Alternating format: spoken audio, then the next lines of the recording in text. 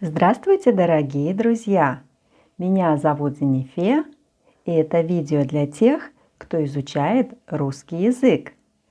Сегодня мы будем говорить о существительных, которые оканчиваются на мягкий знак. Те, кто изучают русский язык, знают, насколько трудно определить род существительного, если слово оканчивается на мягкий знак. Такие слова нужно запоминать. Сегодня я предлагаю выучить 15 существительных женского рода и 15 существительных мужского рода с мягким знаком на конце. Я рекомендую вам посмотреть это видео до конца, потому что я хочу дать вам пару подсказок, как определить род существительного, которое оканчивается на мягкий знак. А сейчас рассмотрим 15 существительных женского рода. Дверь, дверь. Кровать, кровать. Карусель, карусель. Тетрадь, тетрадь. Тень, тень. Цепь, цепь. Сеть, сеть. Мишень, мишень. Медаль, медаль. Мышь, мышь. Ночь, ночь. Соль, соль. Площадь, площадь. Дочь, дочь.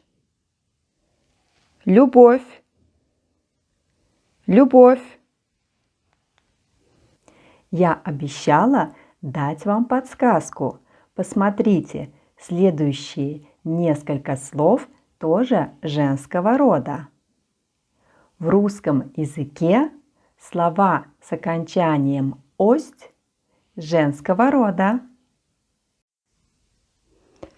Глупость, независимость, ответственность, радость, слабость, смелость, честность.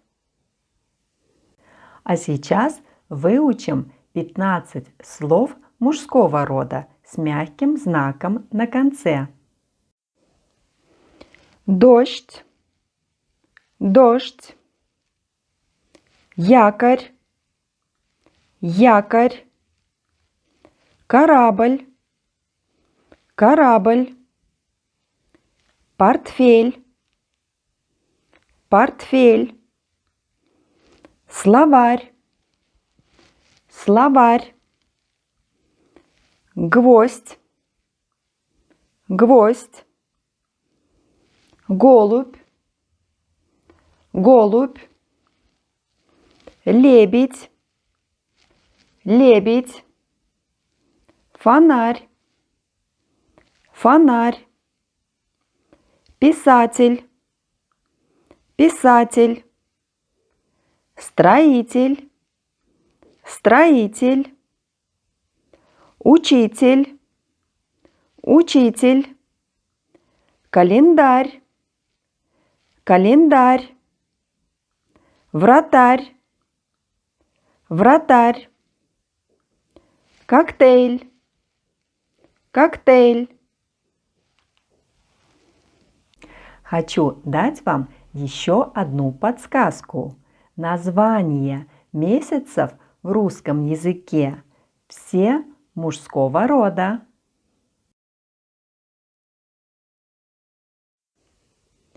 Январь, февраль, апрель,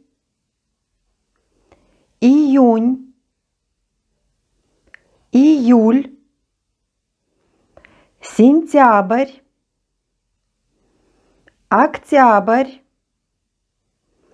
ноябрь, декабрь. Дорогие друзья, сегодня мы выучили 30 слов с мягким знаком на конце. Я надеюсь, это видео было для вас полезным. Я рекомендую вам подписаться на этот канал, чтобы не пропустить следующие выпуски. А если это видео было для вас полезным, вы можете поставить лайк. Сейчас я с вами прощаюсь. Желаю вам всего доброго. До новых встреч. Пока-пока.